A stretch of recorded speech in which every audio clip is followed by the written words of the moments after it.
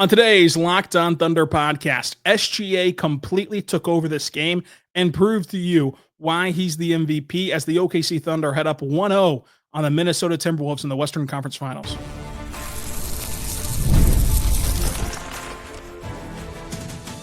You are Locked On Thunder, your daily Oklahoma City Thunder podcast, part of the Locked On Podcast Network, your team every day. Let's get it going on the Locked On Thunder podcast on the Locked On Podcast Network, your team every day. I'm your host, media member, and beat writer for Thunder and SI, Rylan Stiles. Follow me on Twitter at Rylan_Stiles. Follow the show on Twitter at LOThunderPod. Thank you so much for making us your first listen. And let's dive into Oklahoma City being up 1-0 in the Western Conference Finals. This was a stage that the Thunder have clearly not been in with this iteration of this core. They have not been on this stage since 2016. The Paycom Center was absolutely rocking tonight, despite what I've heard that the ESPN audio mix was. It was rocking tonight. And you felt, I think, some of it. I think that you felt some of the tightness from both teams and the pressure from both teams throughout a game like this where they were missing some shots that they normally make, where they were almost too careful to where it caused them to mess up in certain instances in the half court for both sides. But the Thunder win 114-88, surviving a game that had 9 lead changes and 6 ties, despite it getting out of hand and the Thunder getting a blowout win, leading by as much as 26 points. And that's the big story, is OKC was able to eventually have a run that swelled the lead up to 26 points, whereas Minnesota, for as good as I felt that they played defensively, especially in the first half, they never could string together a run that put them out of reach for Oklahoma City. And that's been a testament to what's happened all season long. And I'm not sure when it's going to flip for people of like, this is just the expectation. This is just what's supposed to happen. This is just what's going to happen. When will you find that security and confidence in this Thunder team? Because every single game, no matter how bad you think they're playing, no matter how bad you think that they're shooting, no matter how many things you think are going wrong, they never get down by more than 9 to 12 points. And they're always in it. They're always hanging around. They're always lingering. And they're always flipping a switch defensively. They're always playing a harassing style that gets you out of sorts at some point. It is inevitable. This team has been inevitable. We've been saying it on this show since November. This is the closest thing to a Thanos snap, just obliteration of a team to their opponents that we've seen to those Golden State Warriors. They just do it in a different way. They do it with defense. They do it with getting you discombobulated, getting you out of sorts, and getting you flustered. Now, it's not as sexy as launching threes like Golden State was doing. And I would say it's not as like surefire, because like Steph and Clay, they're going to hit their threes nonstop. Some of this is like you've got to miss your open threes, to help the Thunder out. And you've got to turn the ball over, which some of that's the Thunder. Some of that is, again, getting you out of sorts to the point where you're making mistakes. But it's bared out now over 82 games where you won 68 of them, and 2 postseason rounds plus a game in the Western Conference Finals where it's been the exact same story, different verse, same as the first. Thunder hang around. They're the better, more talented, deeper team. They find a lineup that works. They turn you over. They get out in transition. They score 30-plus points off of turnovers, and they pull away. And you're reeling, and you're playing off your back foot, and you can't recover. Because they can do just enough offensively in the half court to where then when you add on to that just enough with the 12-0 column in the fast break category and the 31 points off of turnovers, then yeah, you feel pretty good. Feel pretty good about that offense now. And their defense is just suffocating in the paint and at the rim and in the mid-range. And that's areas where, Minnesota should want to be, because the Thunder are just funneling them threes and they cannot hit them at a high enough clip. Minnesota today took more threes in a Western Conference, a conference finals game or later, either conference plus NBA finals. They took more threes in a single game ever in this stage. This Timberwolves team took more threes in a conference finals or later stage than any team ever. And 39 of them were open. And they hit about 12 of them, 13 of them.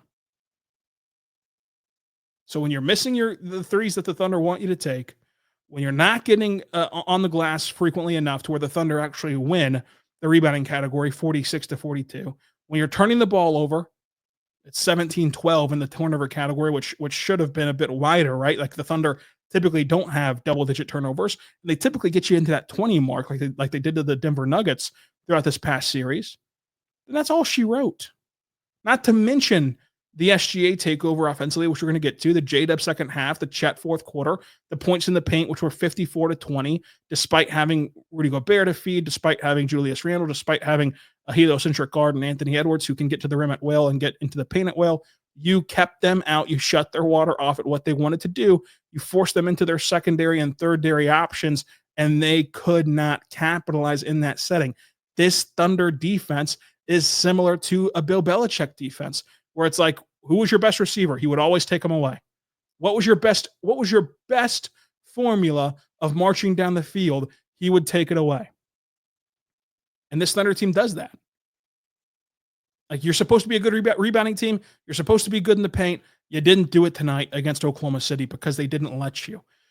You look at the fourth quarter from Ant, the game is slipping away. Like sand through an hourglass, these are the possessions of our lives, trying to get back in this game and take game one on the road. He has one field goal attempt. One. In total, Anthony Edwards shot the ball 13 times tonight. That's less than Jalen Williams. That's less than Shai Gilgeous-Alexander. That's less than Dante DiVincenzo. That's tied with Julius Randle.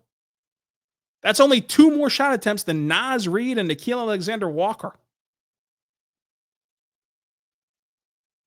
And I say that to say it's not even so much an Ant problem.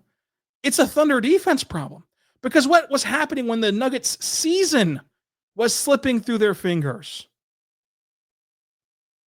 In Game 7 Sunday in the third quarter, what happened? Nikola Jokic, one shot. One shot. We have an old saying in Tennessee: fool me one time, shame on you. Fool me twice, can't get fooled again.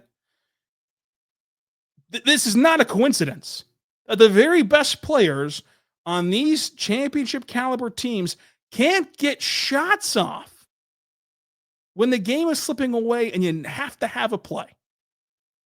And it forces other guys to step up, and they cannot do it consistently enough. Can they do it to win 3 games like Denver did? Sure. I think Minnesota's going to win 3 games this series. I still believe that. I still believe the Thunder win in 7.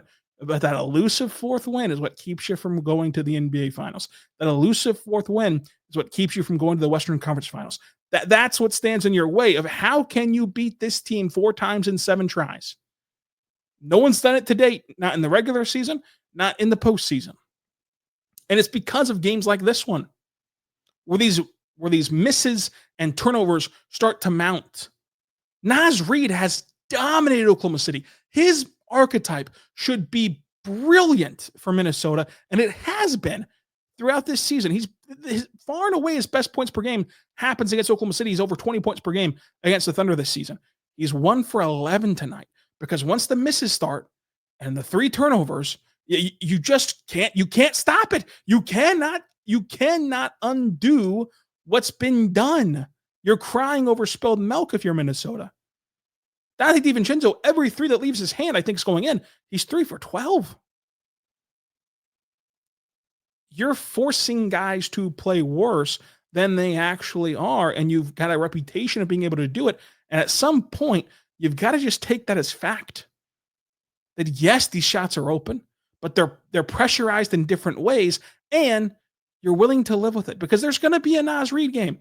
Naz Reid, for all we know in game 2, it should be game 2, is going to go 4 for 7 from 3.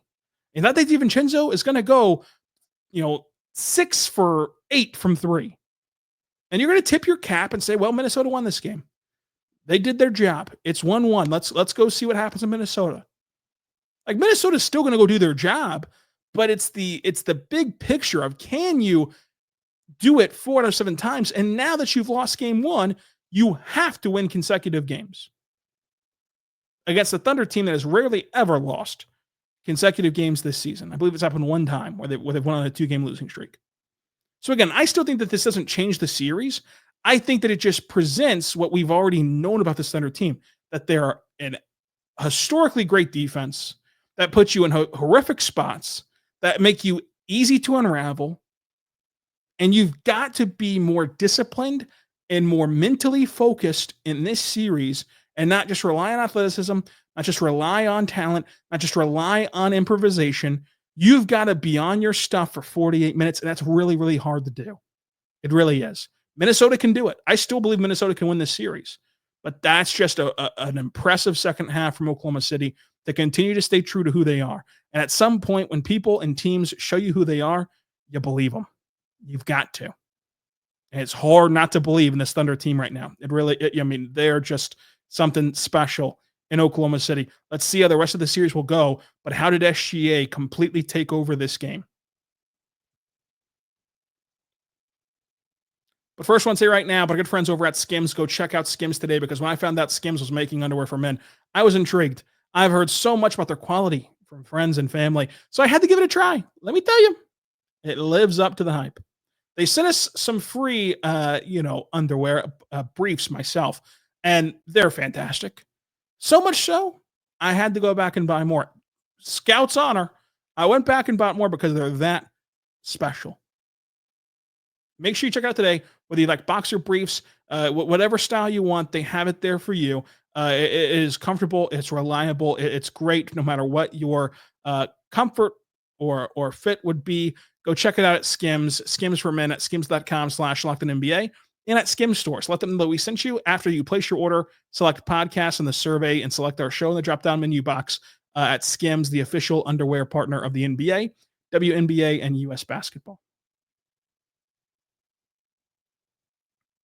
We're back on the Locked On Thunder podcast, on the Locked On Podcast Network, your teams every day. Thank you so much for making us your first listen every single morning, every single day. We're here for you, talking Thunder basketball. So OKC held Minnesota to 34, 29, 71 shooting splits. The Thunder shot 50% from the floor, 52% from three, and 80% from the free throw line, which if I would have told you that at halftime of this game, you would not have believed that that's what was going to end up being their totals.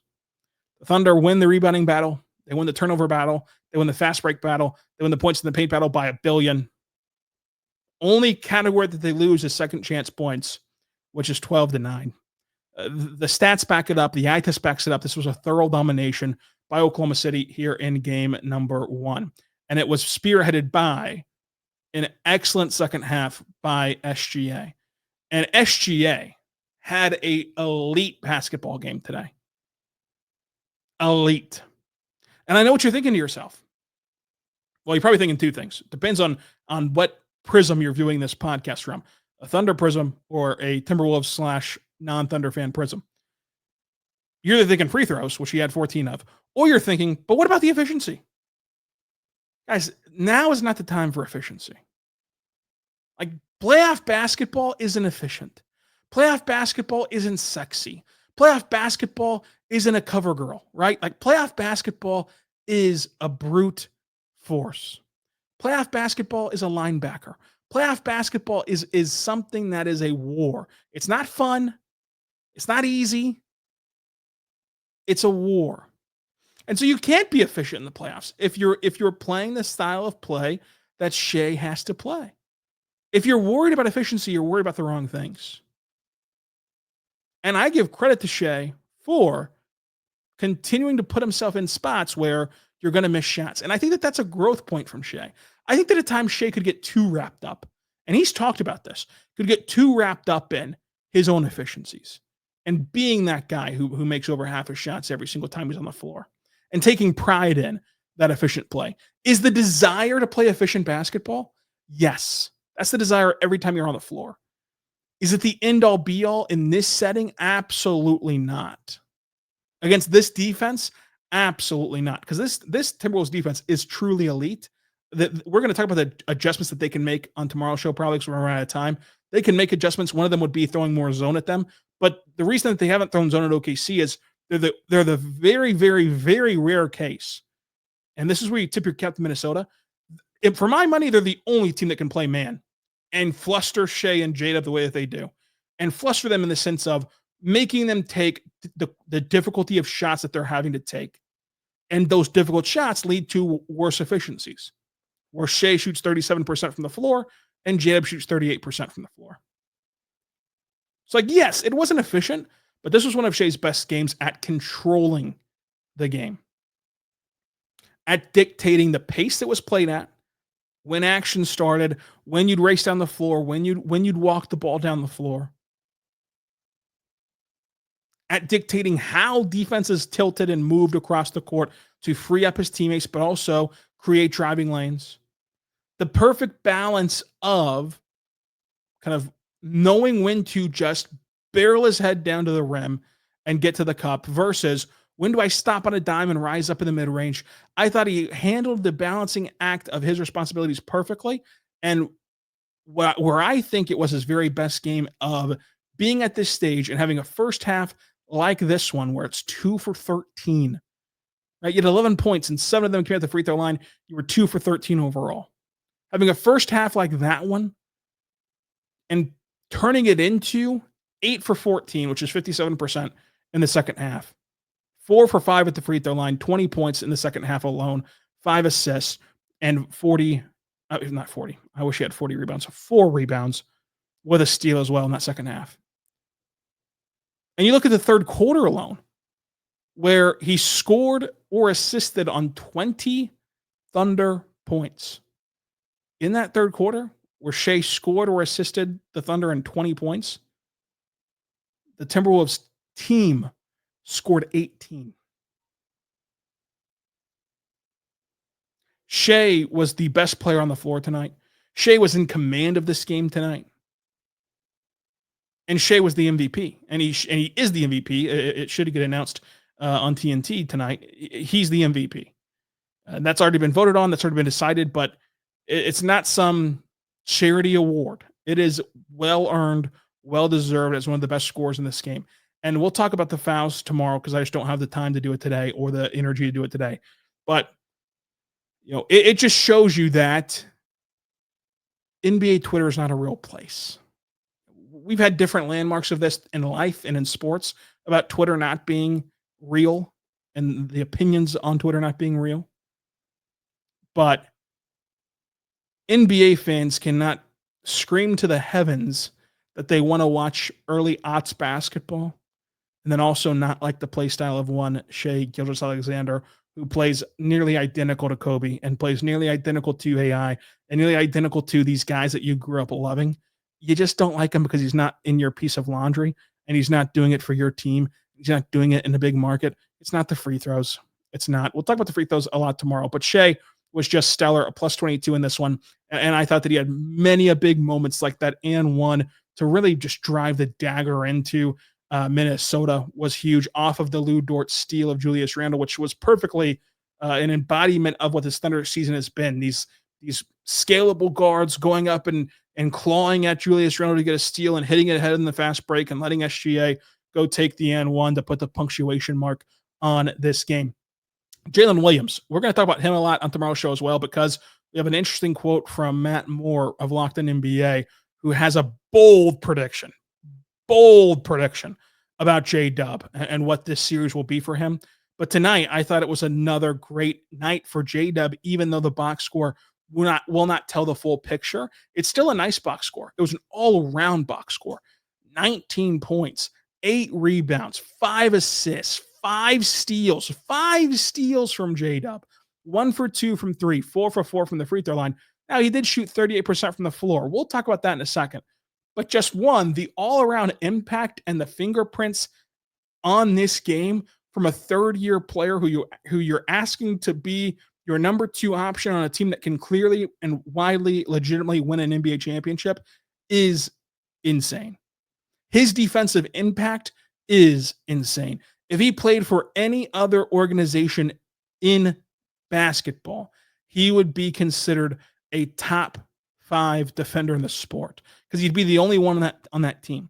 On this team, he's like 4th or 5th on the team So he gets like buried a little bit and doesn't get the credit. But to me, he's among your most valuable. You're always going to lean like Chet in terms of like most valuable defensively because of the nature of his position. I don't personally subscribe to that theory, but like fine, we'll grant that to you. But like you have Chet, you have Caruso, you have Wallace, you have Dort, you have J-Dub.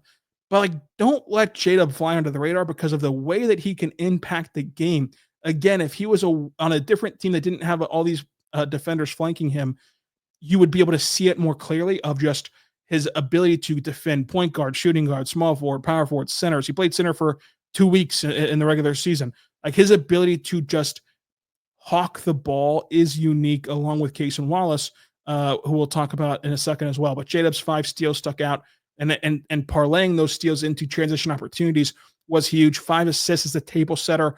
I thought that was one area where you're going to have to see some growth from J-Dub coming into this season. You've seen it from J-Dub this season. He had 8 rebounds as well, which is a great total because it was his team high, tied with Isaiah Joe, as a matter of fact, in the rebounding category. But to me, it's much like SGA, where it's like J-Dub's game was not efficient tonight in the overall box score. In the second half, he made half his shots. And yeah, he had some runouts in the second half. You know what he also had in the second half? He had a rise-up elbow mid-range jumper that was textbook beautiful.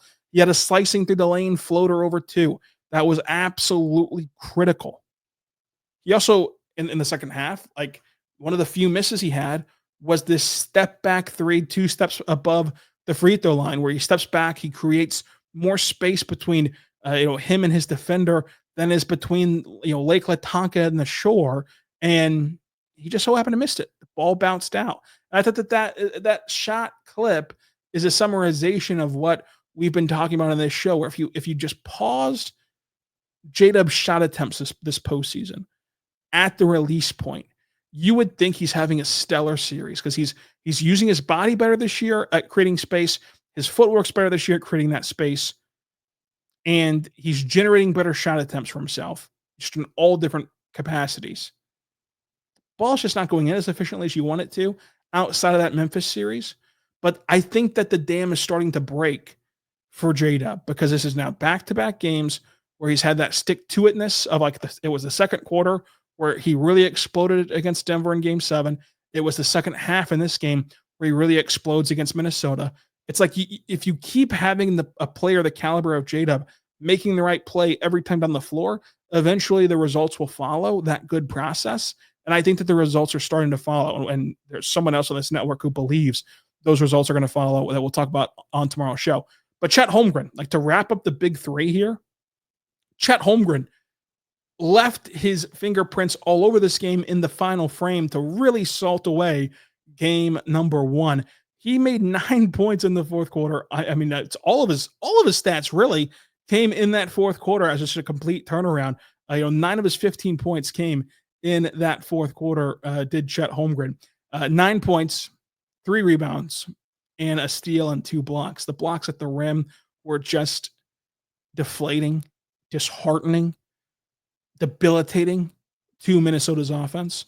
The timely corner 3, which is really when the Paycom Center started to feel like this was their game. The consecutive dunks, one of them being a dump-off pass from Casen off of a broken play. The other one being a dump-off pass from Shai, where he spins his way back shoulder to the rim to slam it home. 4 for 5 shooting overall to 9 points and a +3 in that quarter. He was just really excellent. And through the second half, one of the big adjustments was the Thunder doing what we talked about in the series preview of playing a lone big lineup, and it worked out. It worked out for all parties on both ends with just one big, even going small with Kenrich. We'll talk Kenrich, we'll talk Casen Wallace, we'll talk more Mark Daigneault, all coming up on today's show. But first, I want to say right now, my good friends over at Car Gurus. Go check out Car Gurus today because shopping for a car should be exciting, not exhausting.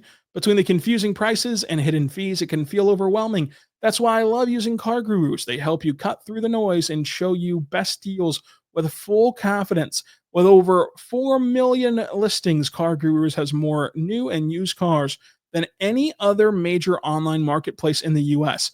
They verify dealers, provide real price analysis, and give you the tools and data that you need to make the right choice without second guessing yourself.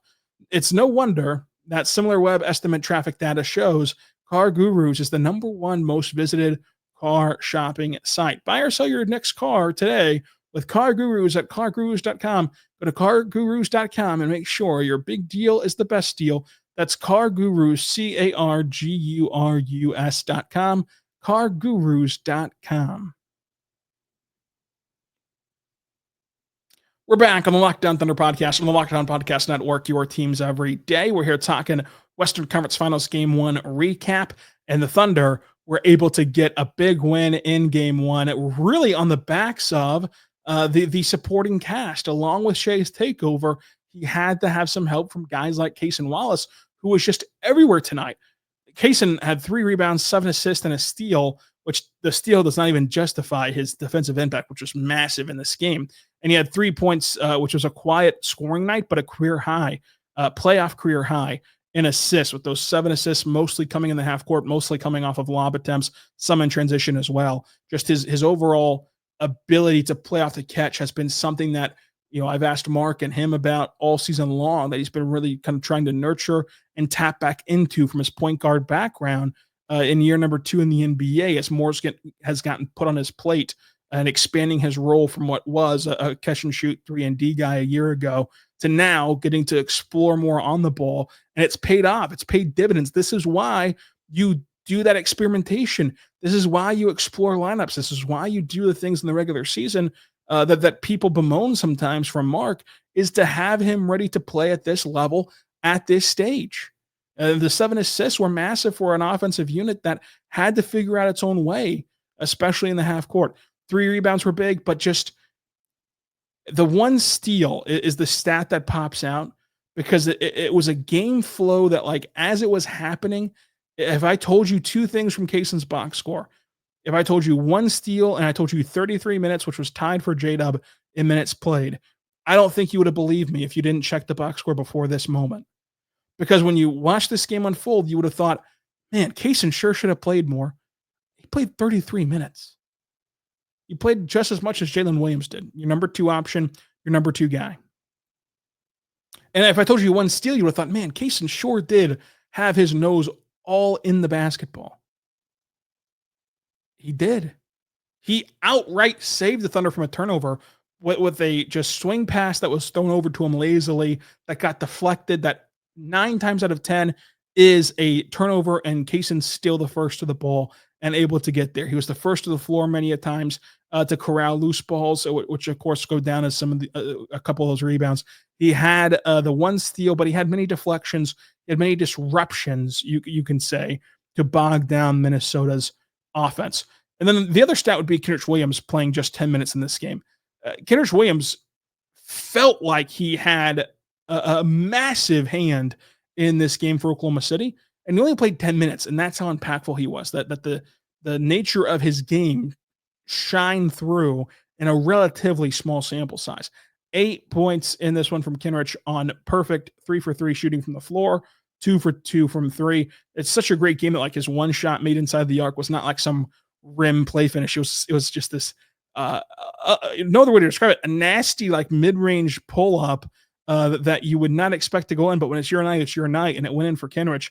He had 3 rebounds, and he played amazing defense, specifically against Julius Randle, staying in front and being up underneath Randle to make him uncomfortable. And that's a very impressive feat, because once a scorer the caliber of Julius Randle, and above his tier as well, but starting at his tier, once they get comfortable, once they get in that rhythm or zone, it's a really tricky thing to get them out of that, to get to break their rhythm. And Kenrich did that in those 10 minutes. The only way to describe Kenrich Williams's game is just true grit. He was one of the first guys to enter this game that really showed grit tonight. And that's intangible. It's not in the box score. I don't even know how to quantify it. It's just that when I watched him, I thought, that's true grit. So shout out to Kenrich Williams for that performance. Also, Isaiah Joe. Isaiah Joe had 7 points, 8 rebounds, tied for a team best 8 rebounds from Isaiah Joe with 1 assist. And I think that the rebounding stat, kind of just perfectly summarizes what his game was tonight. The Thunder went to him often and early in this game, which was a stark contrast for a guy who kind of fell out of favor in that Denver series. I wonder if that was a message of like, we still believe in Isaiah Joe.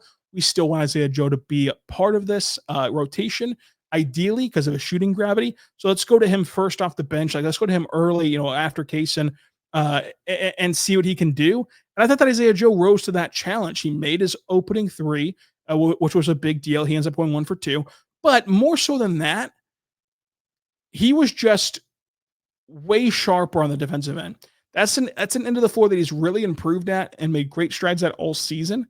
But particularly in this game, he was the best he's been in the postseason on the defensive end. He was quicker on his feet, getting to those rebounds, which a lot of them were loose balls, long caroms off the rim. They weren't exactly rough and tumble, but you need guys to stop possessions and in possessions, and he did that with 7 defensive rebounds of those 8. So I thought Isaiah Joe made himself into more than a shooter in this game, which is what you need from a guy who's going to have a low volume and low chance of getting in rhythm because he has a lesser minute workload in this setting. I understand it. Like, you want the Thunder to shoot more threes and Isaiah Joe in particular to shoot more threes. To me, this was a very selective 3-point shooting game from the Thunder. When they were asked about it post game, they didn't feel any type of way about why. Like, they didn't have a real good explanation for why they didn't shoot threes. To me, it was in the first quarter some hesitation.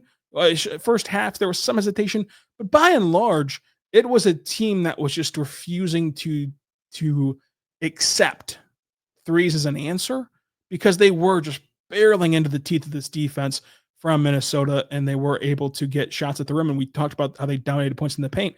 And so it's like they were respecting Minnesota's hard closeouts, and they were working for other things and attacking them off the catch. Because the thing about playing man against this Thunder team and why so few teams can do it effectively, and Minnesota is one of the few that can do it. And even in this game, did it for a first half very successfully, but doing it for 48 minutes is a whole new ball game. Because if you attack even Isaiah Joe and these guys hard on a closeout, they're so quick and decisive as playmakers off the catch to get a step on you once you close out, get inside the arc and dish it to the next man and cut back door and find these different areas that you leave open from playing man and from player movement, that if you're in a zone, you kind of head yourself against more. And obviously, if you're in a zone, you funnel more open threes to these shaky shooters that you, just like the Thunder, welcome. You welcome more threes from this group of guys who have not proven to consistently knock down triples at a high rate on a high stage. So, I mean, that's why I think Minnesota cannot be stubborn about this. They have to play more zone in game 2. We'll talk about that adjustment and more on tomorrow's show. Caruso 3 for 3 from 3. He was one of the guys that was knocking down triples. He had 8 rebounds, did Isaiah Joe, but Caruso had 3 rebounds in his own right against just 1 turnover, 8 points, and a plus 19 for Caruso. I thought that the 9 points from Caruso was huge. And the calmness and steadiness on offense as a play finisher was big, but defensively, I imagine that it was a lot like baseball players whenever they take the donut off the bat and now the bat just feels way lighter. Could you imagine going from defending Nikola Jokic, at worst the second best player in the world, because a lot of you have gripes about me calling him the best player in the world, at worst top 3 player in the world, to guarding Julius Randle? And all due respect to Julius Randle, it's just that there's 2 different planes here. There's 2 different planets here, stratospheres here of player. And Alex Caruso did a masterful job on that defensive end, doing it through a plethora of matchups. And OKC did as well. Lou Dort, he had 5 points and he made a 3. He was fine defensively. I thought that this was a really good iHeart game. He had that floater working. He had 12 points that just kept stringing you along, just kept you in it. And then he had 5 rebounds as well with 1 steal, and kind of just played his role effectively. Lou Dort and Isaiah Hartenstein both got into some foul trouble. Dort got 5. Hartenstein got 4. Both of them had an illegal screen, which just cannot happen. Like, you just kind of give away fouls there, and they have to be cleaning that up. But nonetheless, this was still a very good team effort from OKC and team win from Oklahoma City, spearheaded by their very best player in SGA. We'll talk again tomorrow on adjustments, on fouls, and on Matt Moore's just bold prediction for the Western Conference Finals, all on tomorrow's show. Subscribe to Locked On Thunder anywhere you get your podcast from, including on YouTube. And until tomorrow, be good and be good to one another.